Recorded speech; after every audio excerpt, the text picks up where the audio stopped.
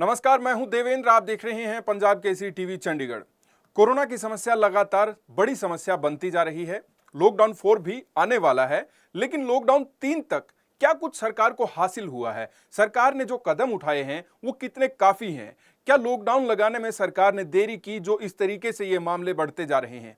हरियाणा की बात करें तो हरियाणा में शराब तस्करी का मामला काफी गूंज रहा है। इन सारी चीजों को लेकर आज हम बात करेंगे। हमारे साथ हैं पूर्व केंद्रीय मंत्री जयप्रकाश जेपी जी। जेपी जी, बहुत बहुत स्वागत है आपका पंजाब केसरी टीवी पर। धन्यवाद जी। जयप्रकाश जी, जिस तरीके से सरकार ने कोरोना को देखते हुए पूरे विश्व में फैल रहा था तो लॉकडाउन लगाया गया। लॉकडाउन को आप किस तरीके से देखते हैं? क्या कोरोना जैसी महामारी से, इस बीमारी से निपटने के लिए खाली लॉकडाउन काफी है? देखिए, lockdown for the time being तो ठीक रहा और ठीक रहता है, जी। क्योंकि लॉकडाउन से जो सेल्फ डिफेंस है, व्यक्ति से व्यक्ति की दूरी, जो इसका सेपरेट होना था कोरोना का, उससे तो रुकावट आई। लेकिन बहुत ज्यादा संकट दिखते हैं जनता को इस लॉकडाउन के अंदर आई।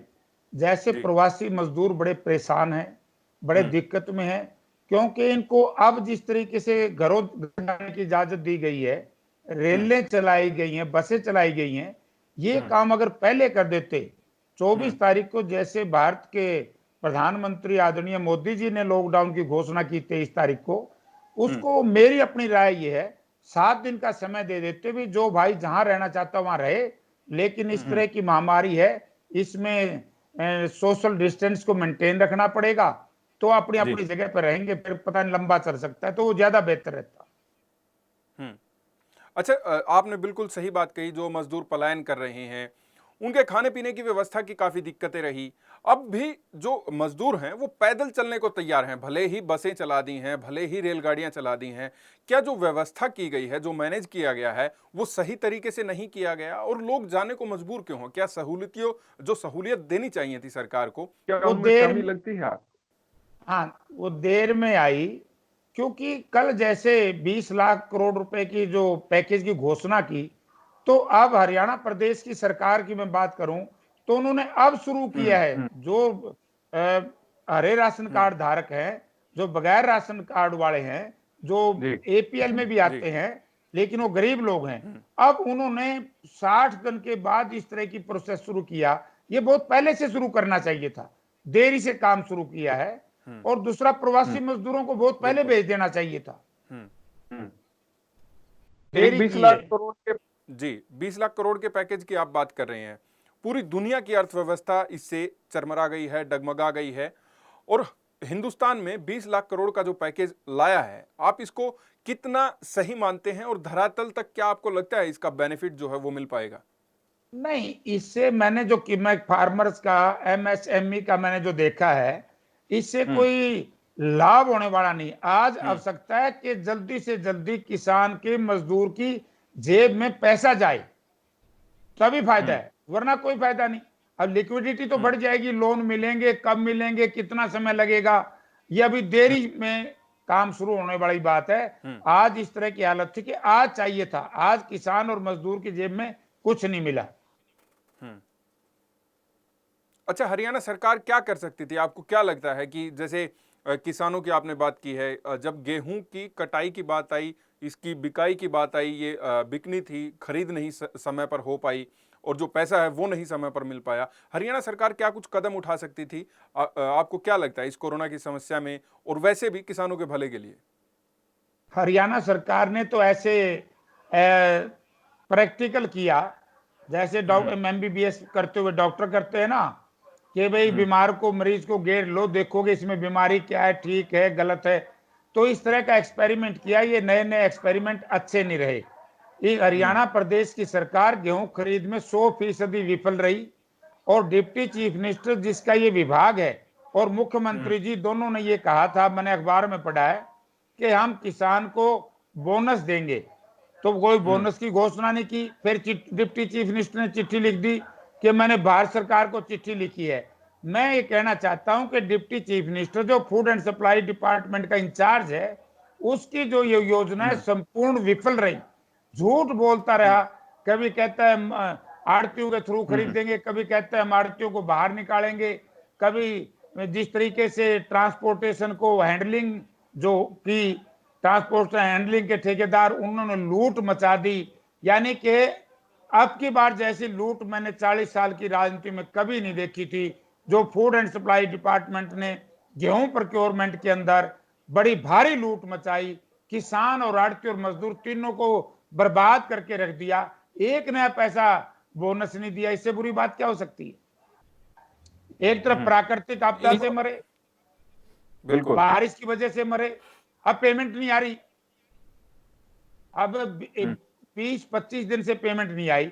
अगर उसका आप हिसाब लगाओगे तो मैं ये समझूंगा कि जितना किसान का ब्याज बनता है उतनी तो सरकार राहत भी नहीं दे पाएगी। अच्छा, सरकार जो है वो डिजिटल तरीके से इसको कार्य को करना चाह रही थी। आपको क्या लगता है, क्या ये डिजिटल तरीके से करने में जो है असुविधाएं आई हैं, दिक्कतें आई हैं, या फिर सरकार की तरफ से जो व्यवस्था की गई थी, मैनेजमेंट जो की गई थी खरीद के लिए, उसको सही नहीं मानते आप? नहीं, डिजिटल करने में भी दिक्कत आई है, इसमें कोई दो राय नहीं। डिजिटल करने की जरूरत नहीं थी, महामारी का समय था, अगली बार कर लेते एक्सपीरियंस, ये करना था तो ये एक्सपेरिमेंट, आज जरूरत नहीं थी एक्सपेरिमेंट करने की, अगली बार कर लेते। अब की बार तो पुरानी व्यवस्था से इन्होंने गेहूं खरीद करनी चाहिए थी। ये योजनाबद्ध तरीके से फूड एंड सप्लाई डिपार्टमेंट ने इसको नुकसान करने का काम किया, क्योंकि इसे लूट बन गई। 12 रुपए प्रति क्विंटल के हिसाब से ट्रांसपोर्टर व्यापारियों से, आड़तियों से पैसे ले रहा है कि मैं आपका माल नहीं उठाऊंगा, 12 रुपए क्विंटल मुझे दो। इससे बुरी बात क्या हो सकती है? फूड एंड सप्लाई डिपार्टमेंट के अधिकारी आड़तियों पर, किसानों पर दबाव डाल रहे हैं कि आपका माल नहीं उठेगा जब तक आप इसको ट्रांसपोर्टर को पैसा नहीं दोगे।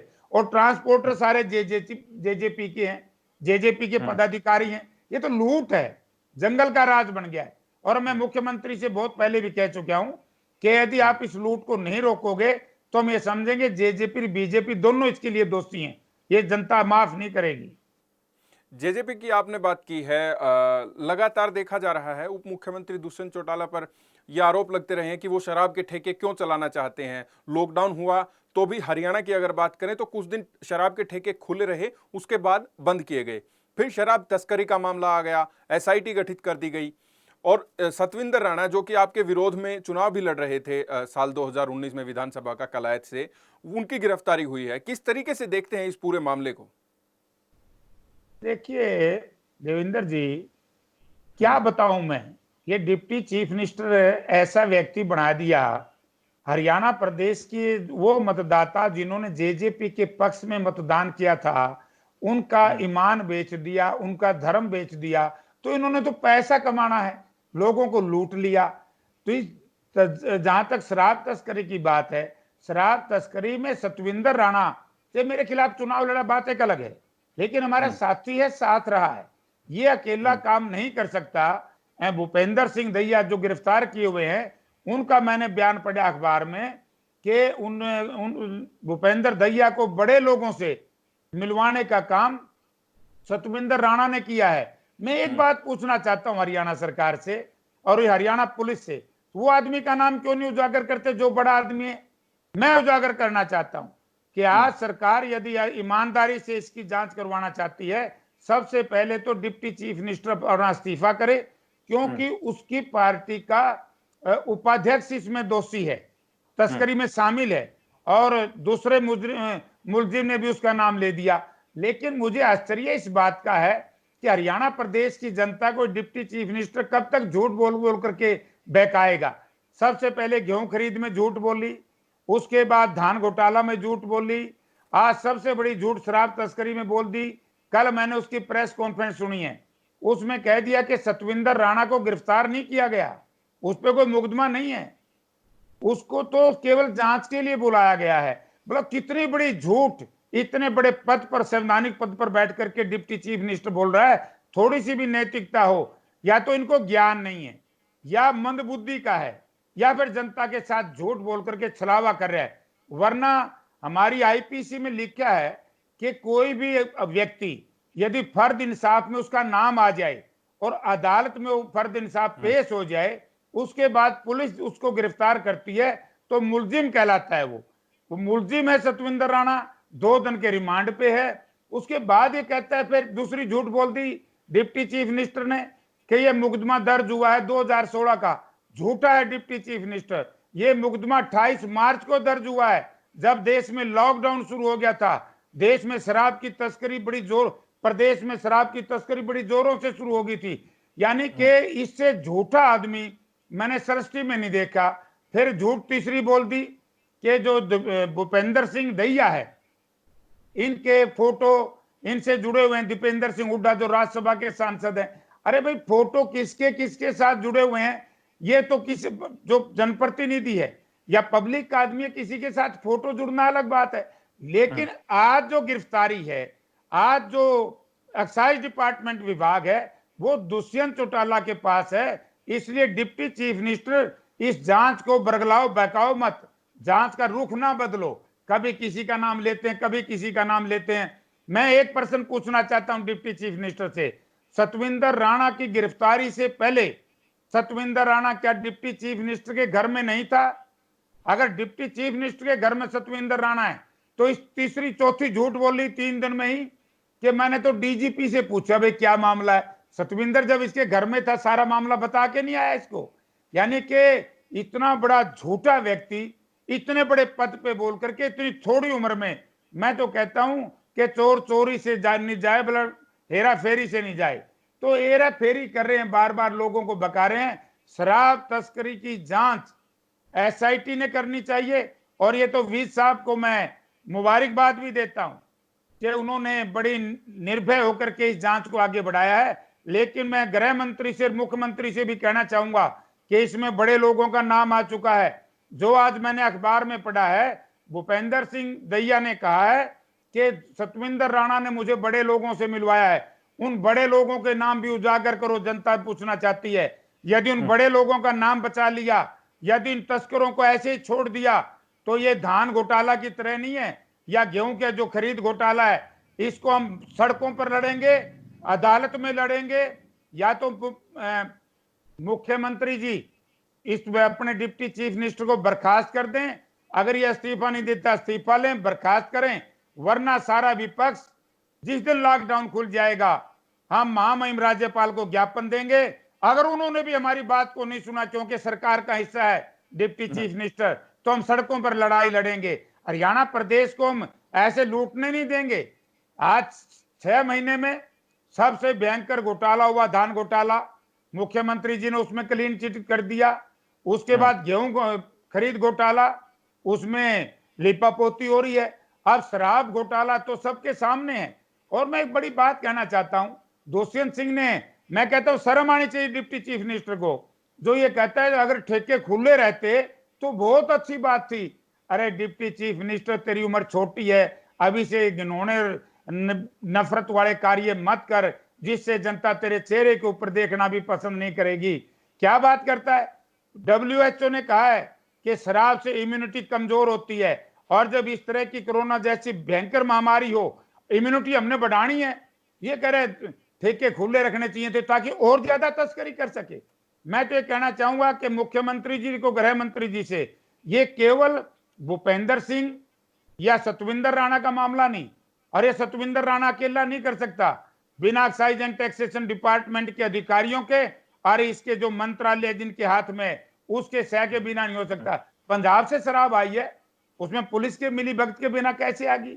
और ये भी जांच करनी चाहिए किन किन राज्यों में शराब कैसे गई है, और पंजाब से दूसरे राज्यों से शराब यहां कैसे आई है मामला। और मैं कहता हूं कि मुझे एक बात का बड़ा तकलीफ है पानीपत पुलिस से। जब मैंने उनका ये पढ़ा केस, क्या केस दर्ज किया है, डकैती नहीं लाई इसमें 397 बनती है। खाली चोरी का मामला नहीं है, रात के अंधेरे में 5 से ज्यादा आदमी, आईपीसी कहती है यदि किसी चीज को उठा करके ले जाएं तो फिर डकैती बनती है 397। इसमें एक्साइज एक्ट नहीं लगाया गया। इसकी एफआईआर में जो डिप्टी चीफ मिनिस्टर है उसके दबाव की वजह से ये कमजोर एफआईआर लिखी गई है। इसमें भी दोबारा से बयान लेकर के दोबारा एफआईआर होनी चाहिए, या इसका अलग से सप्लीमेंट्री चालान भेजना चाहिए। अच्छा जयप्रकाश जी, आप कह रहे हैं कि अनिल विज साहब ने अच्छा काम किया, उनको आप मुबारकबाद भी दे रहे हैं, और आप एक तरफ पानीपत पुलिस पे जो है आरोप लगा रहे हैं कि जो मामले दर्ज होने चाहिए थे, जो धाराएं लगनी चाहिए थी, वो नहीं लगाई हैं। आपको लगता है कि पुलिस की निगरानी में कहीं ना कहीं कमी रही है, और जबकि वो गृह विभाग है, अनिल विज के अंडर ही आते हैं वो, और विज साहब पुलिस की इतनी तरफ से भी छोटी निगरानी चीजें में देख कमी रही। सकते नहीं, विज हम्म, साहब इतनी छोटी चीजें नहीं देख सकते, पुलिस को देखना चाहिए था। एक्साइज एक्ट तो हम्म, लगना चाहिए था कि नहीं लगना चाहिए था? क्योंकि इसलिए नहीं लगाया एक्साइज एक्ट, इसमें सजा का प्रावधान रख दिया है, बचाया अपने नेता को। हर नेताओं को इस तरह के बचाया जाएगा तो जनता विरोध करेगी। हम्म। अच्छा, आपको लगता है अभी क्योंकि एसआईटी इसके लिए गठित कर दी गई है और इसमें जो है अभी गिरफ्तारी भी हुई है, तो आपको लगता है आखिर तक इस मामले की जांच जो है वो सही तरीके से हो जाएगी? देखिए, अभी तो एसआईटी बैठी है, लेकिन जिस हम्म, तरह की कल डिप्टी चीफ मिनिस्टर का प्रेस कॉन्फ्रेंस में मैंने बयान सुना है, आप लोगों हम्म, के माध्यम से, मीडिया के माध्यम से, मुझे नहीं जचता कि उसमें दाल में काला हम्म, नहीं, सारी दाल ही काली है। डिप्टी चीफ मिनिस्टर पूरा दबाव डाल रहे हैं सरकार के ऊपर, वो इस पे हम्म, लिपापोती कर रहे हैं। कहते हैं कि पूर्व अपोजिशन लीडरों पे भी पर्चे दर्ज हैं, अपोजिशन लीडर पे पर्चे दर्ज हैं। अरे भाई, अपोजिशन जो लीडर आज के हैं उन पे पर्चा दर्ज कोई तस्करी का नहीं है, कोई भ्रष्टाचारी का नहीं है। उन पे पर्चे दर्ज किए गए हैं द्वेष और बदले की भावना से। सतविंदर राणा गिरफ्तार हुआ है फर्द इंसाफ से, और जो पहले के अपोजिशन लीडर हैं, चाहे चौधरी आदरणीय चौधरी ओम प्रकाश हो, चाहे हमारे भाई अभय सिंह चौटाला हो, अगर दुष्यंत सिंह अपनी बात को कहने में भूल गया, चौधरी ओम प्रकाश चौटाला पर जो डीए का केस चल रहा है, और उसी की प्रॉपर्टी आज दुष्यंत सिंह के बांटे में आई है। वो तो खामखा की सजा भुगतेंगे चौधरी ओम प्रकाश चौटाला, क्या पता कि अदालत क्या फैसला करे। 400 करोड़ रुपए की संपत्ति तो दुष्यंत और इसके भाई, इसकी माताजी और इसके पिताजी के नाम है, ये उनमें भी शामिल है। तो ये कहना उन पर तो मुकदमे चल रहे हैं। अरे भाई, तुम शराब तस्करी में तुम्हारे नेता हैं कि नहीं हैं? एक बात का, एक लाइन का जवाब देना चाहिए। यानी कि दूसरों को घसीटने की कोशिश की जा रही है। अब जनता इसको मानने वाली नहीं है। आज जनता के सामने बात सिद्ध हो चुकी है धर्मेंद्र भाई और देवेंद्र भाई, के इस सारे मामले में डिप्टी चीफ मिनिस्टर से लेकर के ये सब इनकी पार्टी के बहुत से लोग शामिल हैं। इसकी बड़े भारी जांच होनी चाहिए, एसआईटी की भी जांच होनी चाहिए, और एसआईटी को और बढ़िया करने के लिए एक जुडिशियल अधिकारी भी शामिल कर लिया जाता तो बहुत बढ़िया होता। चलिए, इस मामले की जो जांच निकल कर आएगी, जो भी दोषी होगा उस पर कार्रवाई होगी, देखने वाली बात जरूर होगी। आप कह रहे थे शराब के ठेके जो बार बार खोलने की बात उप मुख्यमंत्री की तरफ से शुरुआत में कही जा रही थी लॉकडाउन के दौरान, अब लॉकडाउन चल रहा है और शराब के ठेके अब खोले गए हैं, आपको क्या लगता है, क्या ये सही वक्त था ठेके खोलने का? नहीं, मैं कहता हूं, अब भी कहता हूं, जो महाराष्ट्र ने ठेके नहीं खोले, ठेके नहीं खोलने चाहिए थे, इससे इम्यूनिटी कमजोर होती है, जी। नुकसान है। आप एक देखिए, जी। गरीब आदमियों के तो घरों में रेड कराते हैं, को 4 बोतल हम्म, लेके मिल जाए उसको तो अंदर ठोक देते हैं, और ये लाखों लाखों बोतल बेच के दारू की, और वो भी अवैध चोरी की। तो उन लोगों को बचाने का प्रयास हो रहा है, मुझे बड़ा आश्चर्य है। और मुझे तो आश्चर्य है मुख्यमंत्री महोदय के ऊपर है। मुख्यमंत्री जी, मैं आपसे भी कहना चाहूंगा कि यदि इस इंक्वायरी को ठीक नहीं हुआ तो ये इसकी जिम्मेवारी मुख्यमंत्री की होगी, भारतीय जनता पार्टी की होगी, क्योंकि जेजेपी तो इसमें मुलजिम बन चुकी है। जेजेपी मुलजिम है और बीजेपी की सहयोगी पार्टी है। चलिए, इससे अलग थोड़ी सी बात कर लेते हैं, कोरोना की समस्या, क्योंकि अब बहुत बड़ी समस्या है। आपको क्या लगता है, क्या कदम फिलहाल सरकार को उठाने चाहिए, क्योंकि लॉकडाउन 4 भी आने वाला है? अब किस तरीके से जो सरकार है वो आगे कदम बढ़ाए, आपको किस तरीके से लगता है, और अर्थव्यवस्था को भी जो है उससे फायदा मिले? देखो, सबसे पहले तो अर्थव्यवस्था लिक्विडिटी से मजबूत होती है आज की हालत में। लिक्विडिटी जब आएगी, लोन लेकर के समय बहुत लग जाएगा। जी। सबसे बढ़िया तरीका था कि किसानों को गेहूं का बोनस देते, जल्दी किसान को पेमेंट देते, मजदूर को जल्दी मजदूरी मिलती, किसान और मजदूर की जेब में पैसे होता तो उसकी खरीद शक्ति बढ़ती, परचेजिंग पावर बढ़ती तो दुकानदार का दुकान माल बिकता, दुकानदारी चलती, कारखानेदार का सामान दुकान में बिकता। तो ये एक चेन है बहुत बड़ी, इस चेन को बढ़ाना है तो सबसे पहले फाइनेंशियल लाभ जो है वो किसान और मजदूर को और व्यापारी को देना चाहिए।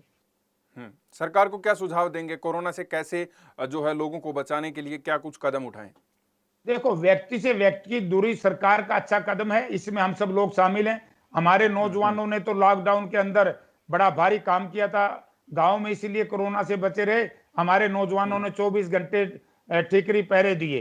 अब मैं ये चाहूंगा कि ठीक है, जहां ग्रीन जोन में खोल लो, वहां फैक्ट्री भी चलाओ।